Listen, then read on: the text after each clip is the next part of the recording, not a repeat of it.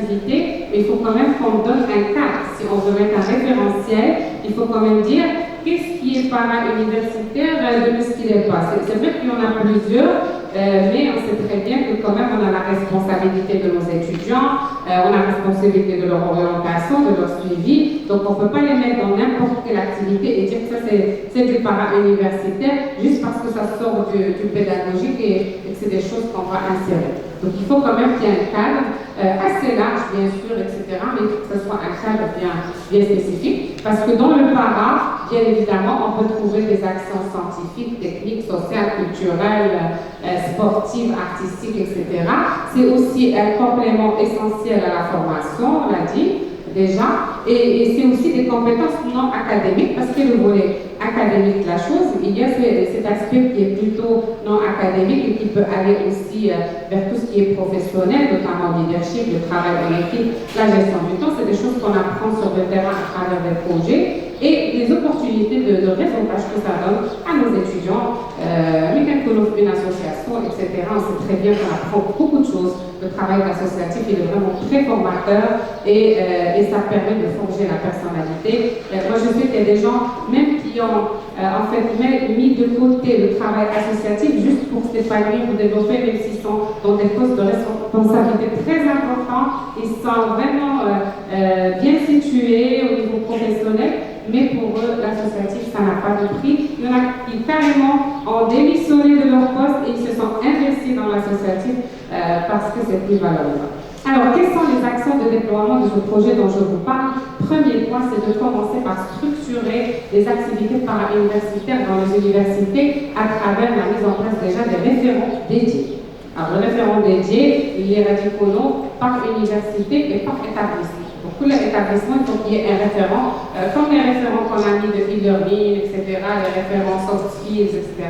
La même chose des référents dédiés aux para-universitaires, parce qu'il nous faut un interlocuteur, il faut quelqu'un qui doit faire le suivi. Pour nous, on dit un référent, ça dépend de la taille, bien sûr, de l'établissement. S'il y a des effectifs importants, peut-être qu'il faut avoir une cellule dédiée, peut-être un bureau dédié.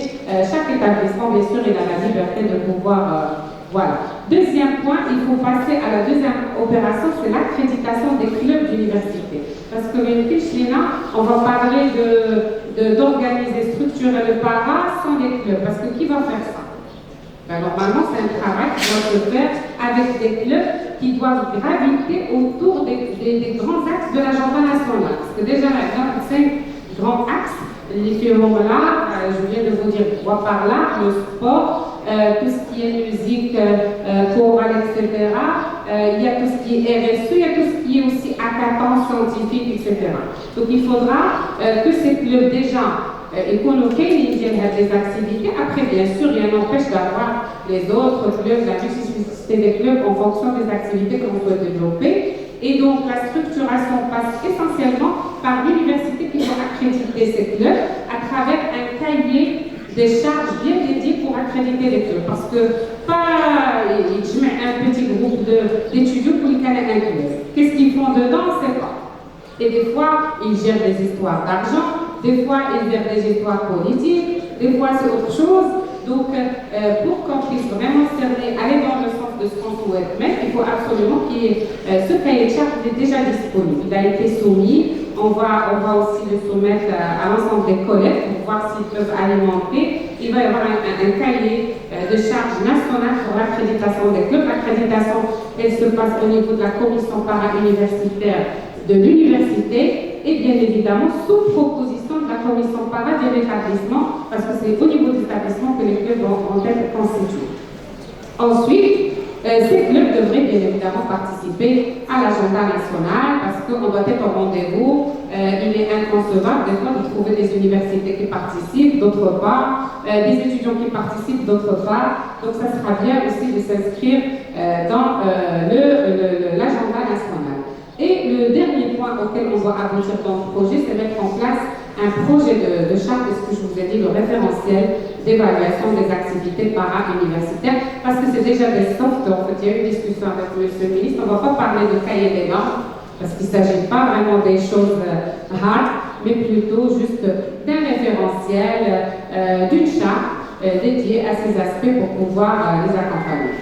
Alors, quels sont les principes de base d'appréciation de ces activités? Là aussi, le premier point, je viens de le dire, c'est l'accréditation des clubs et la cartographie des activités éligibles. On dit bien éligibles, ceux qu'on a cartographiés comme activités par an. Le deuxième, c'est le système de comptabilisation. Alors, comment on va comptabiliser et valider ces activités, le revêtement des étudiants au supplément de diplôme? C'est les questions qui ont été posées. Alors, c'est quoi la réflexion? On sait très bien que 3 crédits équivaut à 45 à 50 heures. Donc, on doit s'aligner sur les crédits disciplinaires. Même pour les modules également au niveau du soft skills, c'est-à-dire le volume horaire de l'activité para-universitaire doit correspondre au volume horaire d'un module ou des crédits qui sont en fait aujourd'hui au niveau de si on veut l'insérer au niveau de apogée ou bien on veut le comptabiliser, il va s'aligner sur les mêmes normes d'évaluation. Donc c'est l'alignement également sur les crédits modules disciplinaires. La compensation, bon ça c'était des propositions qu'on a modifiées en fonction de la réflexion qui sont susceptibles peut-être aussi à être réfléchies. La compensation n'est pas cumulable par an.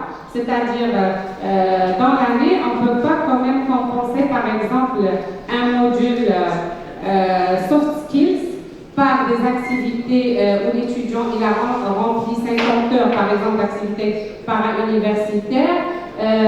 Donc, ça peut se faire peut-être chaque année, mais pas cumulé sur l'année parce qu'on ne peut pas, sinon on va s'amuser l'étudiant et il peut s'amuser à faire que du para et il va laisser les activités. Alors par contre, les heures d'activité sont cumulables. L'étudiant ne يتوصلش في العام ديالو انه يجمع le nombre d'heures possible, mais on doit le comptabiliser à chaque fois qu'il a fait des activités, il a participé, le temps qu'il puisse rassembler l'ensemble des heures il y a des crédits. Alors, au début, il y a eu une réflexion, bon, je vais vous montrer ça tout à l'heure, diviser les crédits, parler d'un crédit ou de deux crédits, etc. Mais bon, si on veut rester dans les normes, les crédits ne se divisent pas. Ils sont en bloc de 3, puisqu'on a droit à un crédit, les deux crédits, etc. Alors, ensuite, la validation des crédits se fait par les chefs départements des enseignements transversaux, parce que c'est eux qui ont aujourd'hui la responsabilité de gérer ce dispositif. D'après la mission ils ont la gestion des cours transversaux et ils ont l'affectation bien sûr des enseignements transversaux, leur suivi, et ils ont tout ce qui est para-universitaire. Donc ce sont les chefs de département qui vont prendre cette responsabilité avec bien sûr une concertation avec la commission para-universitaire liée en contact avec les clubs qui sont actifs au niveau des établissements. Alors, sur cette base, il est possible de proposer une grille de points convertible en crédit. Donc, nous allons faire tant d'heures avec tant d'activités, etc. Ça vaut combien de points? Ces points, ils peuvent être convertibles en crédit à considérer. Donc, l'étudiant qui bénéficie de la compensation annuelle ne peut pas prétendre à un rachetage pour son diplôme à la fin du parcours, par exemple. Parce qu'il a كل عام كنعطيو la compensation وكملنا عام يسالي يجي الدبلوم عاوتاني نراشطيو donc c'est tout le parcours qui a été offert. Donc au moins s'il bénéficie avant peut-être de passer une année à une autre, on ne peut pas venir prétendre à la fin du parcours pour être racheté. Alors les étudiants qui n'ont pas besoin de compensation de rachetage auront un bonus de points sur leur supplément de diplôme avec des certifications, parce qu'il y a des étudiants qui sont très bons et brillants, en même temps très actifs. Donc, moi, je fais venir rachetage des compensations.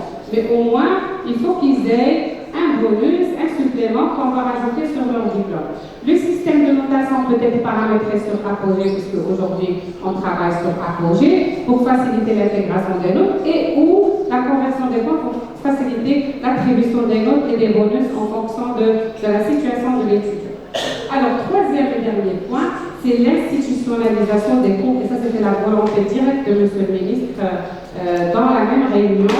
C'est-à-dire pour cette année, on sait très bien que c'est trop tard, on termine l'année. Mais il s'agit en fait de mettre des cours bien institutionnalisés dans les universités, les réconos mutualisés, ou bien le programme dialogue, le plan dialogue, qui sont les étudiants d'une manière permanente.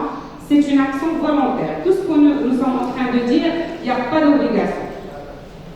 Parce que c'est des choses qu'on veut encourager, au contraire, il faut que ça soit volontiers. Il faut que les étudiants aiment ce qu'ils vont faire et qu'ils participent, mais pas dans l'idée qu'ils vont gagner des points, ni même ils sont obligés de le faire, ils vont être pénalisés. Ce n'est pas le cas.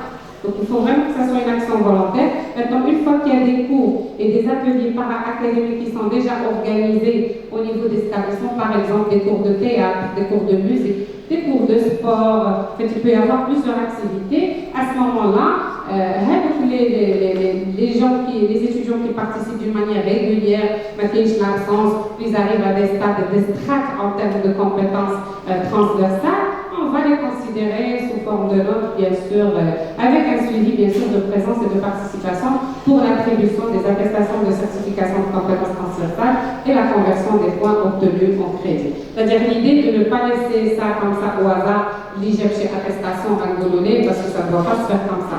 Il faut absolument que ça se passe au niveau d'établissement, validé par le conseil d'établissement, la commission para, le chef de département des enseignements transversaux. Il faut que le club soit accrédité au niveau de l'université pour qu'on puisse considérer ce qu'il fait. Et même si j'ai un étudiant, il a ramené une attestation, par exemple, de certification d'une compétence transversale chez association, il faut qu'elle soit reconnue d'utilité publique. Il faudra quand même qu'on ait quand même une preuve de ce qu'il a assuré comme activité sur le terrain avant de pouvoir considérer. Parce que vous savez que par la suite, ça risque de dérailler, ça peut même être un marché par la suite d'attestation.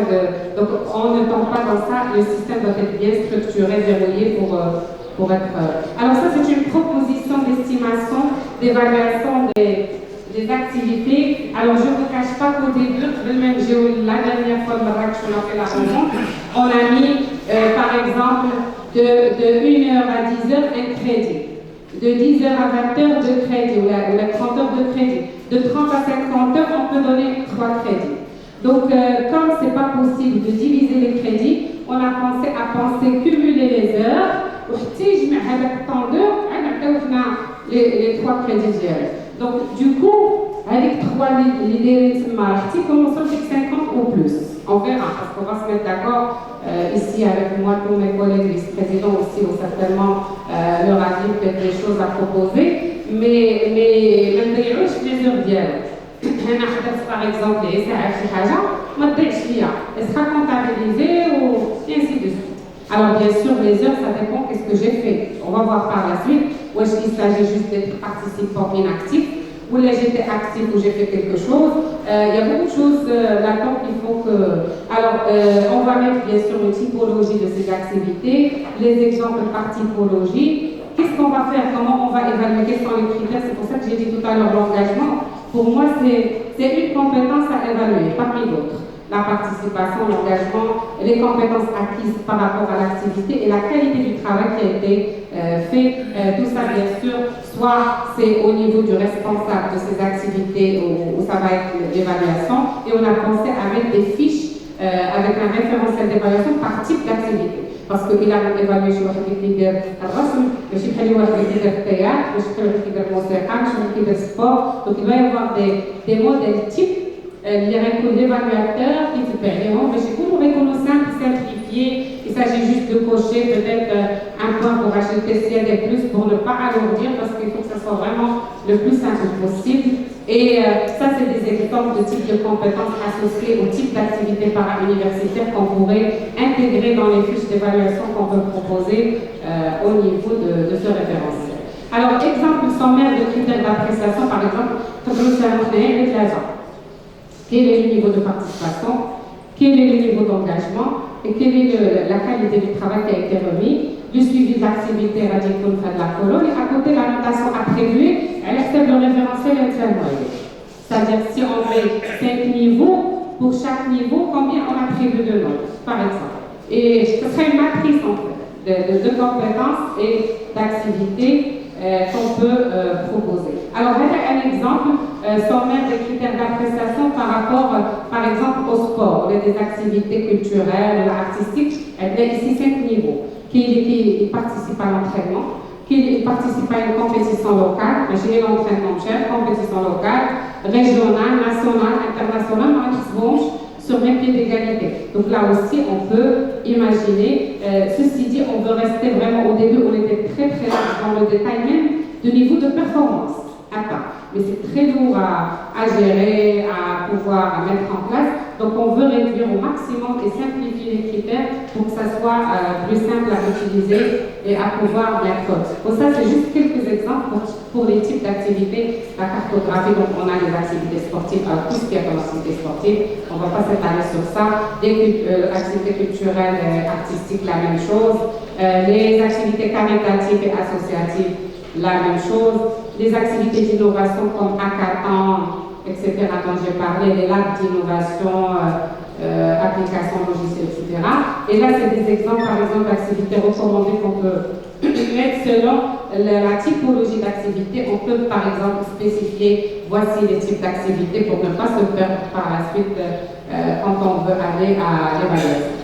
Alors, je termine avec ça. Les actions à venir, c'est d'abord d'harmoniser la mise en place des référentiels d'accréditation des clubs au niveau national. Et je sais qu'il y a des universités, notamment Khadéiyad, je ne sais pas les collègues qui ont déjà travaillé sur ça. Nous aussi, au niveau de l'Université Hassan II, on a déjà commencé à accréditer des clubs, etc. Donc on peut harmoniser déjà cet élément-là. Ensuite, la conception, la communication de l'agenda national des événements. Et là, on associe bien évidemment avec nous la direction d'enseignement supérieur, le NOUSC sous recommandation déjà du ministère, parce que moi, il s'occupe de ces activités. Pourquoi pas avec la plateforme que le NOUSC il apporte. Et comme c'est le NOUSC qui gère tout ce qui est para-universitaire, ça peut être aussi une piste. Définition, adoption des normes d'évaluation de la prestation de ces activités, élaboration des procédures d'évaluation, parce qu'il faut quand même qu'il y ait une procédure bien claire.